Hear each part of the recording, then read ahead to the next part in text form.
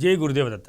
మనం శారీరకంగా మానసికంగా ప్రశాంతత పొందాలి అంటే ఏం చేయాలి? అసలు ఫస్ట్ మనం అనుకోవాల్సిన విషయం, ఈ శరీరం మనము ఎలా వచ్చాము, ఈ శరీరం మనది కాదు, ఇది శాశ్వతం కాదు, ఇదేది నేనైనా నాది కాదు, ఇదేది నాది కాదని ఫస్ట్ మనం ప్రిపేర్ అవ్వాలి.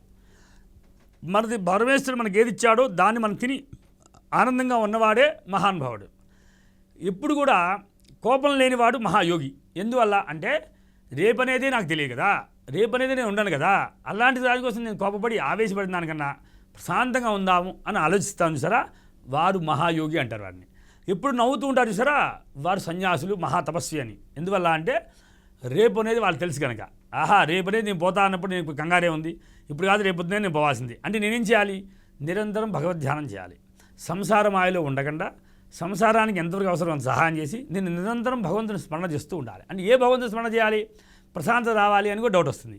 ఓం నమ శివాయ, రామ్ రామ్ రామ్. ఈ శివుని కానీ రాముని కానీ మీరు విడిగా ఎక్కడైనా బయట తిరుగుతూ సంచారం చేసే సమయంలో అయితే ఓం నమః రెండు తీసేయాలి. ఏం చెప్పాలి? శివ శివ శివ జపం చేయాలి.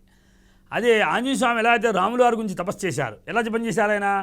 రామ రామ రామ అని జపం చేశారు. మనం కూడా అలా నిరంతరం జపం చేయొచ్చు. జపం చేయడం వల్ల ఎలా ఏం లభిస్తుందంటే, రాముడు అంటే విష్ణువు, రాముని స్మరణ చేశామంటే సిరి సంపదలు అన్నీ ఉన్నట్లు లెక్క. రాముని స్మరణ చేశామంటే దేని మీద ఇంకా ఆశ లేనట్లు లెక్క.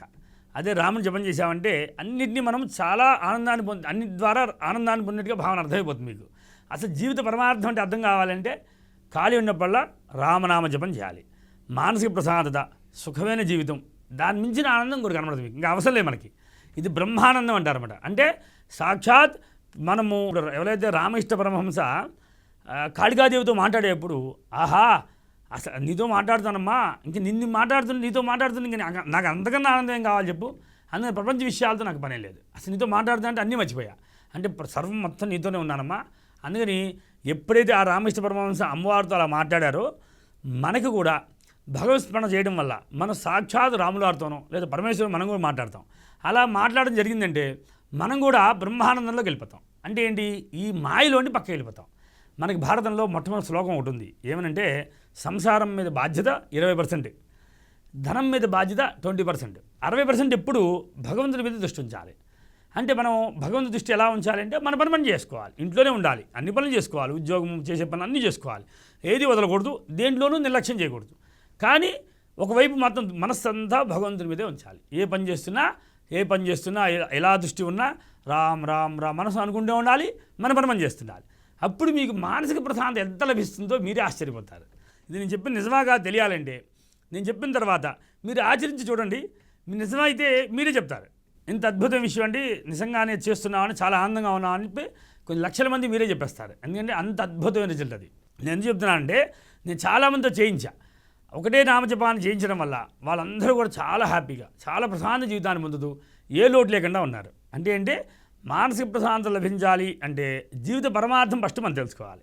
అసలు జీవితం అంటే ఏంటిది? ఇది ఏది నాది కాదు, నేను అద్దెకొచ్చా, నా శరీరమే రెంట్కి వచ్చింది, ఒక అద్దెకు వచ్చింది. ఈ అద్దెకొచ్చిన శరీరమే నేను ఇది నాది అని శాశ్వతం అనుకొని దీనికోసమని ఇల్లు, కావాల్సిన పదార్థాలు, వస్తువులు, వాహనం అన్నీ కొనుక్కొని ఎంజాయ్ చేస్తుంటాం. కానీ భగవంతుడు ఏం చెప్పాడు? నువ్వు ఏది కొన్నా, ఏది అనుభవించినా ఇదన్నీ రెంట్కే. అంటే అద్దె కోసం వచ్చినట్టే వాడున్నాళ్ళు వాడుకో, అక్కర్లేప్పుడు మీరు వదిలేసి వెళ్ళిపోవాల్సిందే. అంటే శరీరానికే తప్ప నీకైతే కాదు అన్నాడు. మరి నాకెవరు? మరి అసలు ఈ శరీరానికే కదా అన్ని సుఖాలు ఉన్నాయి, మరి నాకెవరు అంటే భగవంతుడే.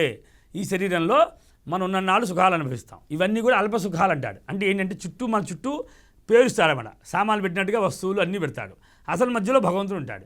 మనం ఆయన దాకా పోము, ఈ పైపే సుఖాలు చూసి జీవితాన్ని ఆహా ఇవే సర్వస్వం అనుకొని భ్రాంతిలో ఉండిపోతాం. అందుకని ఎప్పుడు కూడా మనిషిగా పుట్టిన దగ్గర నుండి ఎలా అయితే ప్రహ్లాదుడు గర్భం నుండే నారాయణ జపం చేస్తాడో, మనం కూడా చిన్నప్పటి నుండి పిల్లలకి కూడా తల్లి గర్భంతో ఉన్న దగ్గర నుండి కూడా తల్లి రామనామ జపం చేయించడం అలవాటు పడాలి. తద్వారా పిల్లలు పెద్దవుతూ కూడా అదే జపం చేస్తూ ముక్తిని లభిస్తారు. అంటే ఏంటి? వాళ్ళకి మోక్షం వస్తుంది కాదు, వెంటనే మోక్షానికి వెళ్ళిపోతారని కాదు. ఇక్కడ వాళ్ళకి సుఖాలు లోటు లేకుండా భగవంతుడు కావాల్సిన సంపదలను ఇస్తాడు.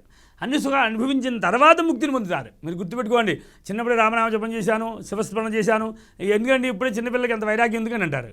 చిన్నప్పుడు వైరాగ్యం లేకపోతే ఆవేశంతో చాలా ప్రభావాలు చేస్తారన్నమాట. అంటే చెడు స్నేహాలు కానీ, చెడు అలవాట్లు కానీ అలవాటు పడతారని భయంతో చిన్నప్పటి నుండి పిల్లల్ని అలవాటు పడాలి. అప్పుడు అన్నం తినేప్పుడు కూడా అన్నం ముట్టుకున్నానా హరే రామ హరే కృష్ణ అంటూ అన్నం తినమని చెప్పాలి. అలా అన్నాన్ని స్మరణ చేసి తినడం వల్ల ఏమవుతుందంటే వీళ్ళ మనస్సు చాలా ప్రశాంతంగా ఉంటుంది. మీరు గమనించండి ఎప్పుడైనా సరే, అన్నాత్ భూతాని జాయంతే జాతాన్యన్యేన వర్ధంతి అజ్యతే భూతాని అంటే అన్నం ముట్టుకోగానే మీరు సినిమా పాటలు వింటూ అన్నం తిన్నారంటే సినిమా పాటల మీద దృష్టే ఉంటుంది. అదే కానీ అన్నం తినేప్పుడు భగవంతుని స్మరణ చేస్తూ తిన్నారంటే మీ మనసు చాలా ప్రశాంతంగా మంచి పనులకి వెళ్ళి దృష్టి వెళ్తుంది. అదే కనుక అన్నం తినేప్పుడు ఏ దుర్మార్గ ఆలోచన ఆలోచిస్తారంటే ఆ మనసు అలానే దుర్మార్గ ఆలోచన వైపే వెళ్తుంటుంది. అంటే అన్నం ముట్టుకొని ఏ పని చేస్తామో మనకి అలాంటి ఆలోచనలే కలుగుతాయి. అందరూ తెలుసుకోవాల్సిన విషయం అంటే అన్నం వంట చేసే ఆడవాళ్ళతో సహా భగవంతుని స్మరణ చేస్తూనే వంట చేయాలి. అన్నం తినేప్పుడు అందుకనే మౌనంతోనే అన్నం తినమని చెప్పాడు. ఎందువల్ల అంటే మౌనంగా తిన్నదే భగవద్ధ్యానంగా చేస్తూ తినాలి. ఆ స్మరణ చేస్తూ తినడం వల్ల అన్నం వంట పట్టి శరీర రోగాలు లేకుండా ఆరోగ్యంగా ఉంటారని లెక్క.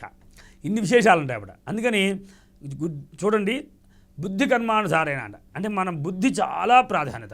మనం ఎప్పుడు పాజిటివ్గా ఆలోచించామంటే అసలు మనకి ఏ సమస్య లేనట్టు లెక్క. మనం నెగిటివ్ ఆలోచించామంటే అన్ని సమస్యలు ఉన్నట్టు లెక్క. అసలు మనం వేసిన ప్రశ్న ఏంటి? మనసు ప్రశాంతంగా ఉండాలంటే ఏం చేయాలి? ఫస్ట్ ప్రశ్న ఇది. అంటే ఏంటిది? బుద్ధి కర్మానుసారం. మన బుద్ధిని కంట్రోల్ చేసుకోవాలి. ఏం చేయాలి? పాజిటివ్గా ఆలోచించడం అలవాటు చేయాలి. అప్పుడు ఏ సమస్య రాదు. అప్పుడు జీవిత పర్యంతం చాలా సుఖంగా ఉంటాం.